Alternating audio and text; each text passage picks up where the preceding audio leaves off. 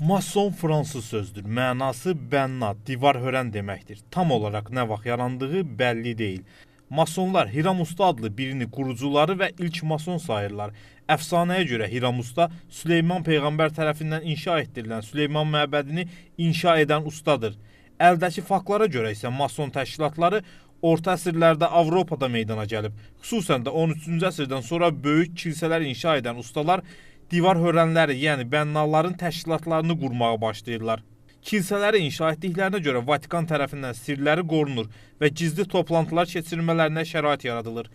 1717-ci ildə Londonda ilk mason lojası qurulur.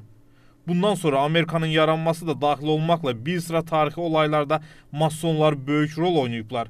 ABŞ-ın qurucuları George Washington və Benjamin Franklin də mason olublar. ABŞ-ın istiqlaliyyət bəyannaməsini imzalayan 56 nəfərdən 15-i mason olub. Mason simvollarından sayılan təkgözün ABŞ-dakı bir çox mühüm binalarda rast gəlmək mümkündür. Ancaq bu simvolların masonlarla əlaqəsi olmayan bir çox yerlərdə də istifadə edildiyini unutmamalıyıq. Bəs kimlər mason ola bilər? Öncəliklə bir dinə inanmanız lazımdır. Ateist şəxs mason ola bilməz. 21 yaşı tamam olan şəxs masonluğa qəbul edilə bilər. Mason uşaqlarına isə yaş həddi 18-dir. Qadınlar isə qətiyyən masonluğa qəbul edilmirlər. Yaxşı təhsil almış, ətrafı tərəfindən hörmət edilən şəxslər masonluğa qəbul olunur. Masonluğa qəbul üçün maddi vəziyyətin önəmli olmadığı deyilsə də, bu günə kimi kasıb bir masonun olduğuna rast gəlinməyib. Mason olmağa namizəd olan insanlar haqqında dərin araşdırmalar aparılır. Daha sonra isə qəbul mərasimi təşkil edilir.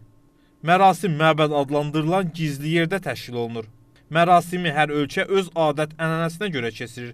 Məsələn, Türkiyədə Dədə Qorqud, Şeyx Edəbalıdan statlar gətirilir. Hər mason lojasında Quran, İncil və Tövrat mütləq olur.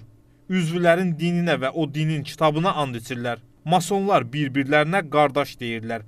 Dəyərlər sıralaması isə belədir. Öncə özünü, sonra ailəni, sonra vətənini, sonra isə qardaşlarını sevəcəksən. Həmçinin mason lojalarında din və siyasətdən danışmaq qadağandır. Hətta bir zaman siyasət Türkiyədəki lojaların bölünməsinə səbəb olmuşdu. Süleyman Dəmirəl baş nazir olacağı vaxtda mason olduğu dedikoduları yayılır.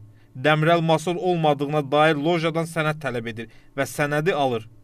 Bu hadisənin masonluğa uyğun olmadığına görə sənədi verənlər lojadan xaric edilirlər. Bəs masonlar iddia edildiyi kimi dünyanı idarə edirlərmi? Bir çoxlarına görə masonlar sadəcə məşhur iş adamlarının və ətrafına güclü insanların toplandığı sadə bir təşkilatdır. O da faktdır ki, günümüzdə mason lojaları əvvəlki qüdrətlərini itiriblər.